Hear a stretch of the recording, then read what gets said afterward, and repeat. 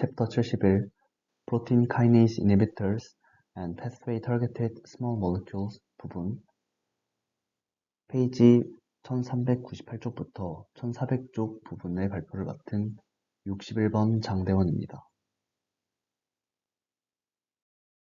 목차는 다음과 같습니다. 우선 라파미신 아날로그가 어떻게 작용하는지 알아보고 그 다음 이것들이 Renal Cancer Anti-Tumor Action을 어떻게 수행하는지에 대해서 알아보고 멀티카이네이스 이니비터스가 무엇인지 그리고 그 이후에는 카보잔티닙, 반데타닙, 미도스타우린, 딜터티닙의 4가지 멀티카이네이스 이니비터스에 대해서 자세히 알아보겠습니다. 우선 이 라파미신 아날로그의 메커니즘 오브 액션에 대해서 알아보겠습니다. 라파미신은 포유동물 세포에서 세린 트레오닌 프로틴 카이네이스인 엠토르의 작용을 억제합니다. 엠토르는 효모에서부터 진화론 쪽으로 보존된 세린 트레오닌 카이네이스로서 세포 성장, 세포 노화 및 세포 대사를 조절합니다. 엠토르는 구조적, 기능적으로 서로 다른 엠토르크1과 엠토르크2라는 두 가지 복합체로 존재합니다. 엠토르크1은 세포 성장 인자, 세포 영양분, 세포 스트레스와 세포 에너지 상태에 반응하여 리보솜 생합성, 단백질 합성, 전사 조절, 영양분 흡수, 그 자가 식작용의 과정을 컨트롤합니다. 가장 잘 알려진 mTORC1의 기질은 단백질 합성 과정을 조절하는 4EBP1과 S6K1입니다. mTORC1과 FKBP12가 결합하여서 mTORC1을 구성합니다. 라팔로그는 FKBP12에 결합하여 mTOR의 활성화를 방지하여 항종양작용을 합니다. 앞에서 말했듯이 mTORC1은 리보솜 생합성, 단백질 합성, 전사 조절, 영양분 흡수, 자가 식작용 등을 다양하게 조절하는데 이는 라파미신이 mTORC1의 FKBP12에 결합하여 억제됩니다. 이런 라파미신 아날로그 중 레널 캔서에 항종양 작용을 하는 두 가지 약이 존재합니다. 첫 번째는 템시롤리무스고 두 번째는 이 뒤에 나올 에버롤리무스입니다. 우선 템시롤리무스에 대해서 먼저 알아보겠습니다. 템시롤리무스는 매주 정맥 투여되고 CYP3A4에 의해 대사됩니다. 반감기는 30시간이고 주요 활성 대사체인 시롤리무스의 반감기는 53시간입니다. 시롤리무스는 mTORC1의 억제제 기능을 하고 AUC가 더 크기 때문에 항종양 작용에 중요한 역할을 합니다. 혈액투석으로 템시롤리무스가 제거되지 않는다고 합니다. 이 정맥 투여되는 템시롤리무스와 달리 에버롤리무스는 경부 투여되고 마찬가지로 CYP3A4에 의해 대사되는데 이는 템시롤리무스와 같습니다. 마찬가지로 mTORC1을 억제하는 기능을 하고 반감기가 30시간입니다. 두 약물 모두 CYP3A4 활성에 영향을 미치는 다른 약제와의 상호작용에 취약합니다. 에버롤리무스의 경우 중증도 간장의 환자의 경우 용량을 줄여야 한다고 합니다. 템시롤리무스와 에버롤리무스는 모두 진행성 신장세포 암종 환자의 치료용으로 승인되었습니다. 특히 에버롤리무스의 추가적인 기능을 살펴보자면 항혈관 신생약물로 초기 치료에 실패한 환자의 생존을 연장시킵니다. 또한 두 번째로 폐경 후 여성의 치료제로 승인되었고 마지막으로 말초 신경 내분비 종양, 이 Peripheral Neuroendocrine Tumors, PNETS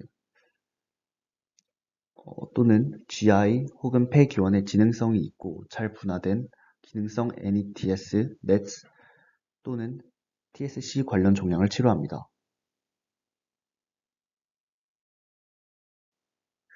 다음으로는 라파마이신 유사체의 부작용에 대해서 살펴보겠습니다. 우선 흔한 공통적인 Common Adverse Effects로는 경미한 반구진 발진, 점막염, 빈혈, 필요가 있으며 몇몇 환자에게서는 백혈구 감소증 또는 혈소판 감소증이 나타나는데 이는 치료를 중단하면 회복됩니다. 이보다 덜 흔한 부작용으로는 고혈당증, 고중성 지방혈증, 또 드물게 폐치문 및 간질성 폐질환이 있습니다. 폐치문은 에버롤리무스를 투여받은 환자의 8%에서 나타내고 템시롤리무스로 치료받은 환자에서는 적은 비율에서 나타납니다. 기침이나 숨 가쁨 등의 증상이 나타나거나 방사선학적 변화가 진행되면 이 약의 투여를 중단해야 합니다.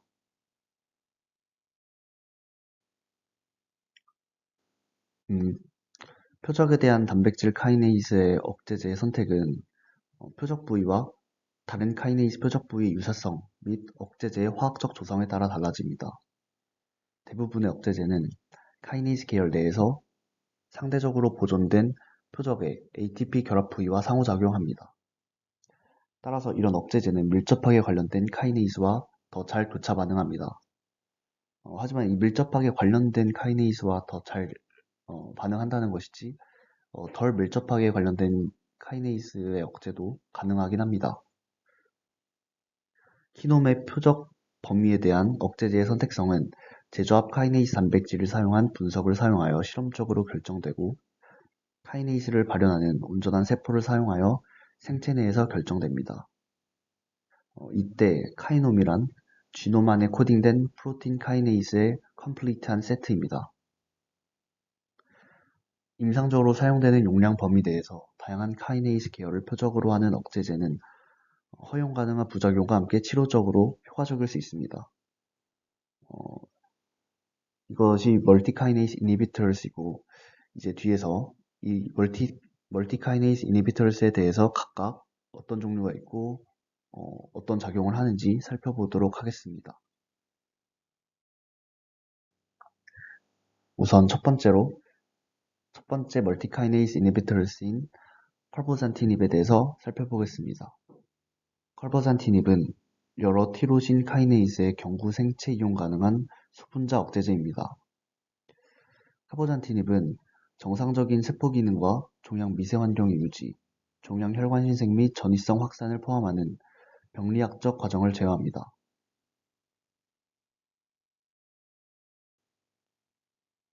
카보잔티닙의 반감기는 99시간입니다. 카보잔티닙은 CYP3A4에 의해 대사됩니다. 따라서 CYP3A4 억제제를 투여하는 환자에게는 카보잔티닙 투여를 감소시켜야 합니다. 똑같이 투여해도 CYP3A4가 억제되어서 대사가 되지 않아 몸에 오래 남아있기 때문입니다.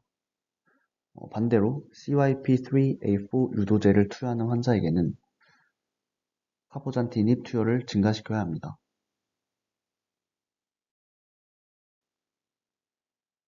카보잔티닙은 진행된 RCC, 즉 콩팥 세포암종 치료에 사용됩니다.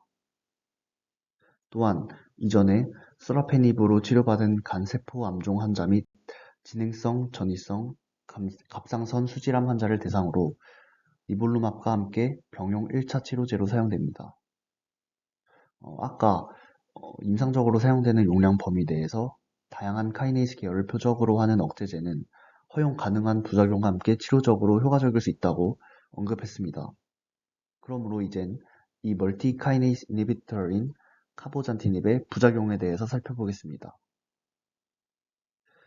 가장 흔하게 보고된 부작용으로는 설사, 피로, 메스꺼움, PPES, 고혈압, 구토, 체중 감소 및 변비가 있습니다. 고혈압의 부작용이 있기 때문에 최근 출혈 병력이 있는 환자에게 투여해서는 안 됩니다. 고혈압이 시작되었을 때 정기적으로 혈압을 모니터링해야 하고 혈전성 질환이 있는 환자에게는 투여를 중단해야 합니다. 또한 설사, 변비 등의 부작용 때문에 위장관 천공이 있는 환자에게는 투여를 중단해야 합니다.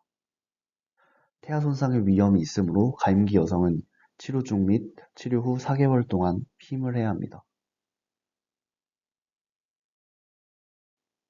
다음으로는 두 번째 멀티카이네이스 이니비터인 반데타닙에 대해서 살펴보겠습니다. 반대타입은 소분자 멀티카이네이스 억제제이고 경구 투여가 가능합니다. 이 수용체 티로신 카이네이스는 정상적인 세포 기능과 병리학적 과정 모두에 관여합니다. 반대타입은 카보잔티닙과 같이 CYP3A4에 의해 대사되며 반감기는 19일입니다. 카보잔티닙 반감기가 99시간이었던 것에 비하면 훨씬 긴 반감기를 가지는 것입니다. 다음으로는 이 반대타닙의 세라픽 유스를 살펴보겠습니다. 반대타닙은 절제가 불가능하거나 국소적으로 진행되었거나 전이된 증상이 있거나 진행성이 갑상선 수질암의 치료에 사용됩니다. 무증상이거나 천천히 진행되는 질병이 있는 환자의 경우 반대타닙은 치료 관련 위험을 신중하게 고려한 후에만 사용됩니다. 다음으로는 이 반대타닙의 부작용에 대해서 살펴보겠습니다. 가장 흔한 부작용으로는 설사 및 대장염, 발진, 여드름성 피부염, 고혈압, 메스꺼움, 두통, 상기도 감염, 식욕 감퇴 및 복통이 있습니다.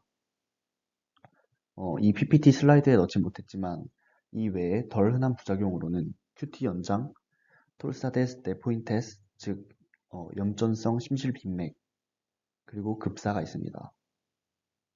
여기서 QT 연장이란 심실의 재분급 이상으로 인해서 다형 심실빈맥인 염전성 심실빈맥이 주로 나타나는 부정맥 질환입니다. 반대타닙은 간장애 또는 선천성 QT 연장 증후군 환자에게 사용해서는 안 됩니다.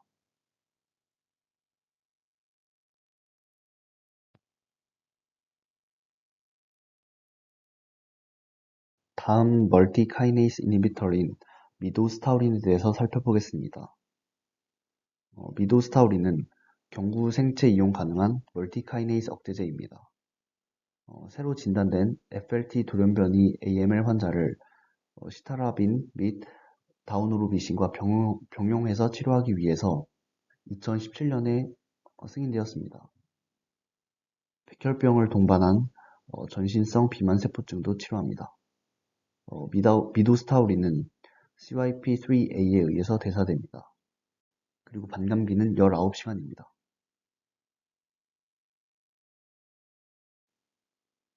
치료의 주요 부작용으로는 지속되는 중증 백혈구 감소증 및 혈소판 감소증, 점막염, 상기도 감염, 설사, 근골격계 통증 및 QT 연장이 있습니다.